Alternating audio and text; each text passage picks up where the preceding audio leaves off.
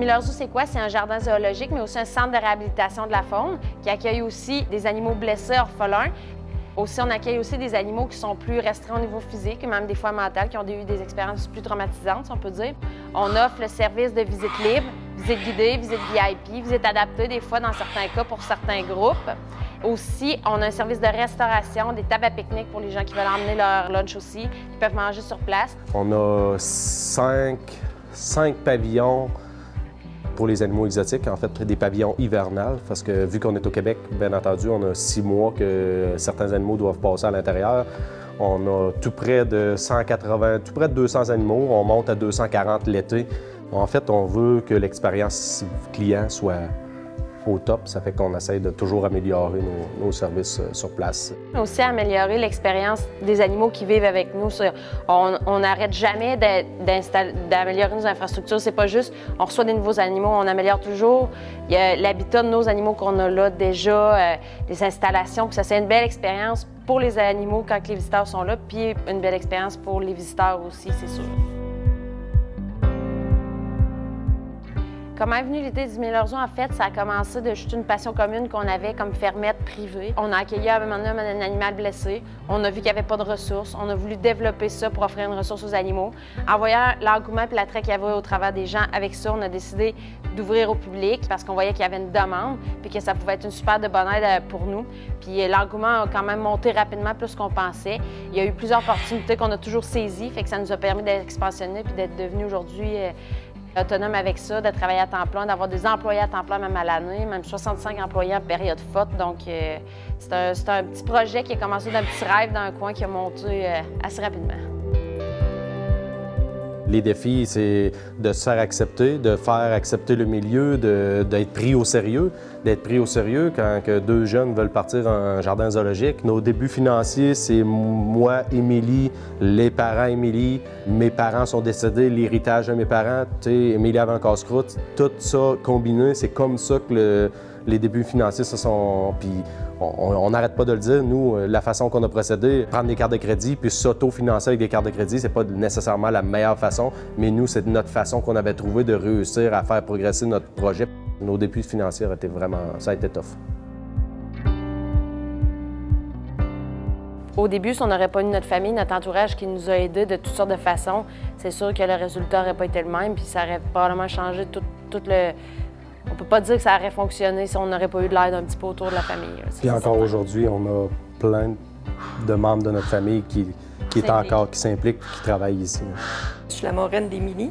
Je suis la tante Émilie, fait que j'ai toujours été proche d'Émilie, puis j'ai toujours aimé les animaux. Fait que quand elle me parlait du projet, écoute, j'étais autant emballée qu'elle, là. C'est sûr qu'au début, je disais « Hey, vous embarquez dans quelque chose de pas facile, là. » Mais c'était tellement beau, le projet, que c'est devenu une passion autant pour moi, là, de les voir s'améliorer, à voir les animaux qui rentraient, à voir les nouveaux animaux embarquer. C'est devenu une passion autant pour moi. En fait, qu'est-ce qui nous a permis de nous démarquer, c'est qu'on est une institution qui accueille des animaux qui ont des différences, en fait. Il y a beaucoup de jardins zoologiques qui ne voudront pas accueillir, mettons, le meilleur exemple, c'est Bodé, notre ours noir à 3 pattes. Fait qu'on a des animaux qui ont des handicaps. On est persévérant, on a commencé de rien, hein. Ça fait qu'on fait au début des parcs avec pas grand-chose. Ça fait que le fait de notre débrouillardise, puis je pense que la proximité qu'on a avec les visiteurs, les gens peuvent s'associer, si on veut, à nous, de dire, regarde, eux autres, ils ont parti avec rien. Puis ils ont réussi à créer leur rêve. Ça fait que je pense que ça... C'est pas institutionnel, puis ça, c'est sûr qu'il y a des gens qui trouvent ça intéressant, justement, l'aspect familial de partir, puis d'avoir commencé juste avec l'entourage qui aide, puis d'avoir monté, puis d'avoir continué de garder sa philosophie en tête, de continuer d'accueillir les mal-aimés des autres institutions, puis d'accueillir des animaux. On a rencontré beaucoup de spécialistes, on a visité beaucoup d'institutions pour aller chercher le bagage, parce que oui, c'est bon des formations, mais l'expérience, ça ne s'achète pas. Donc, autant qu'une formation donnée par des spécialistes va t'aider, autant que jaser avec quelqu'un qui a l'expérience du terrain, ça va être aussi bénéfique. Fait que c'est d'aller chercher un peu partout le bon de chaque endroit pour combiner ça. Ça a toujours été ça notre optique. Puis même quand on allait dans des institutions, on disait hey, on n'a pas d'idée à prendre, tu as toujours quelque chose à retirer quand même. Pour réussir en affaires, moi je pense que premièrement, c'est sur la persévérance. Je pense que l'humilité aussi va faire un gros changement aussi sur l'aspect en général de l'entreprise, surtout quand tu es une entreprise comme nous autres à dimension comme plus humaine, sentimentale aussi, avec des animaux, des gens qui ont un ressenti, si on peut dire. Dans le type d'entreprise qu'on est là, t'as pas le choix d'être débrouillard. T'as pas le choix. Ouais. Tu sais, d'être débrouillard, il y a tellement d'imprévus, on travaille avec du vent, c'est de se revirer de bord. Puis de pas avoir peur d'avoir mal, dans le sens de pas avoir peur de tomber, de pas avoir peur de faire des erreurs, de pas avoir peur que ça marche pas comme tu veux, d'être déçu, d'être frustré, parce que c'est ça qui fait partie de l'évolution. C'est pas quand ça va bien que tu évolues. Tu sais, faut pas avoir peur de sortir de sa zone de confort, ça c'est sûr. Ça n'a pas été facile. Il y a eu des pleurs. Ça n'a pas été facile, je te dirais, mais c'était le fun en même temps. C'était... j'ai aimé ça, ce projet-là. J'ai aimé ça, j'ai embarqué avec eux autres. Si c'était à refaire, je le referais, ça, c'est sûr. Mais maintenant, je pense qu'ils sont connus. On sait qu'on s'attend toujours à une meilleure... Soit qu'elle sera stable ou elle sera meilleure. Fait qu'on est capable de planifier plus nos projets. Je pense que c'est devenu une moins grande inquiétude. C'est certain que il faut toujours un peu le breaker parce que les projets, il y en a un peu trop. Il faut savoir dire, on en prend un à la fois, puis on va le financer, on va le maîtriser, puis on va le partir, que toutes les partir en même temps. Là. Le Miller Zoo, ça a été vraiment incroyable comme retombée économique pour la Beauce, mais aussi pour la Chaudière-Appalaches. La manne de gens qui ont décidé de venir découvrir ces gens authentiques-là, qui sauvent des animaux, mais aussi qui nous font vivre une expérience quand ils sont de passage dans la région. Ils ont fait rayonner toutes les autres entreprises de la Beauce. Leurs pairs en ont bénéficié énormément aussi. On a eu de l'achalandage touristique comme jamais. Et au niveau de la Chaudière-Appalaches également, on entend les Etchemins, Bellechasse, qui voient également des retombées économiques du Miller Zoo au niveau touristique dans la région.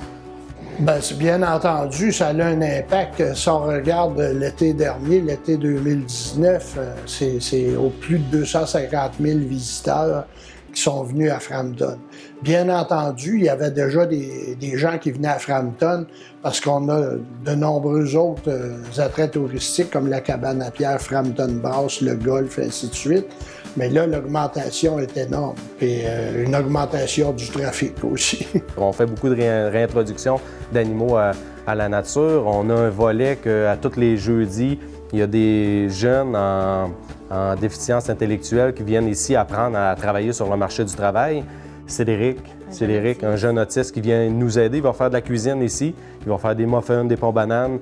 On fait à chaque année une journée thématique, je ne devrais pas appeler ça une journée thématique, mais une journée au profit d'un organisme.